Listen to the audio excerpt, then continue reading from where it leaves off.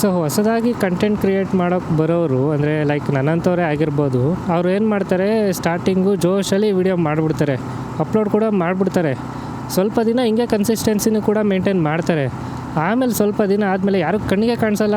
ಅರ್ಥ ಆಯಿತು ಅನಿಸುತ್ತೆ. ಏನಕ್ಕೆ ಈ ಥರ ಪ್ರಾಬ್ಲಮ್ ಆಗುತ್ತೆ ಹೊಸ ಕಂಟೆಂಟ್ ಕ್ರಿಯೇಟರ್ಸ್ಗೆ ಅಂದರೆ, so they expect result faster. ಏನಂದೆ ಇನ್ನೊಂದ್ಸಲ ಹೇಳು. So they expect result faster ಅಂದರೆ ಈಗ ಒಂದು ವಿಡಿಯೋ ಮಾಡ್ತಾರೆ, ಸೊ ಎಫರ್ಟ್ಸ್ ಹಾಕೇ ಮಾಡ್ತಾರೆ, ಎಫರ್ಟ್ಸ್ ಇಲ್ಲ ಅಂತಲ್ಲ, ಸ್ಕಿಲ್ಸ್ ಕೂಡ ಇರುತ್ತೆ. ವಿಡಿಯೋ ಮಾಡ್ತಾರೆ, ವಿಡಿಯೋ ಮಾಡಿ ಅಪ್ಲೋಡ್ ಕೂಡ ಮಾಡ್ತಾರೆ.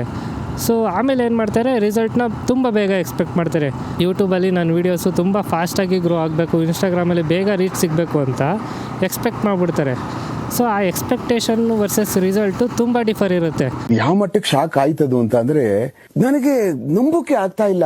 ರೀಚ್ ಸಿಗಲ್ಲ, ವ್ಯೂಸ್ ಇರಲ್ಲ, ಡಿಮೋಟಿವೇಟ್ ಆಗುತ್ತೆ. ಸೊ ಡಿಮೋಟಿವೇಟ್ ಆದಾಗ ಏನು ಮಾಡ್ತಾರೆ, ವೀಡಿಯೋಸ್ ಅಪ್ಲೋಡ್ ಮಾಡೋದನ್ನ ನಿಲ್ಲಿಸ್ಬಿಡ್ತಾರೆ, ವಿಡಿಯೋ ಬಗ್ಗೆ ರಿಸರ್ಚ್ ಮಾಡಲ್ಲ, ಕನ್ಸಿಸ್ಟೆನ್ಸಿ ಬಿಟ್ಬಿಡ್ತಾರೆ. ಆವಾಗ ಏನಾಗುತ್ತೆ, ಮತ್ತೆ ಈಗ ಬಂದಿರೋ ಕಂಟೆಂಟ್ ಕ್ರಿಯೇಟರ್ ಕೂಡ ಮತ್ತೆ ಮರೆ ಆಗೋಗ್ತಾರೆ. ಸೊ ಇದಕ್ಕೆ ಸೊಲ್ಯೂಷನ್ ಏನಪ್ಪ ಅಂದರೆ, ಮತ್ತೆ ಭೇಟಿಯಾಗೋಣ.